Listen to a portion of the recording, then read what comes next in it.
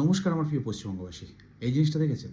না, না আপনাদেরকে আঙুল দেখাচ্ছি না। আঙুলের মাথায় নখে দেখুন, এখনও পর্যন্ত সেই ভোটের কালি রয়েছে, ভোট দেওয়ার কালি। মানে এখনও কালিটা ওঠেনি। অথচ যে দলটি ভোটে দাঁড়িয়েছিল সে উঠে চলে গেল। শুধুমাত্র উঠে যায়নি, দলের মালিকানাও বদল হয়ে গেল। মানে এই ধরনের কীর্তি বাপের জন্মে দেখিনি। যবে থেকে আমার জ্ঞান হয়েছে শুনিনি, এবং যবে থেকে ভোট দিচ্ছি তবে থেকে এ ধরনের ঘটনার সম্মুখীন আমরা কেউই হইনি।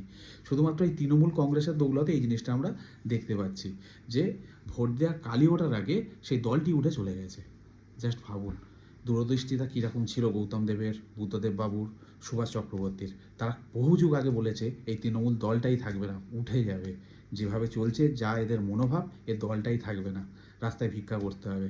আজ সত্যি এই আঙুলের দিকে তাকালাম, মনে পড়ে গেল সেই কথাগুলো, যে ভোটের কালি ওঠার আগে একটা দল উঠে চলে গেল, ইভেন মালিকানাও বদল হয়ে গেল।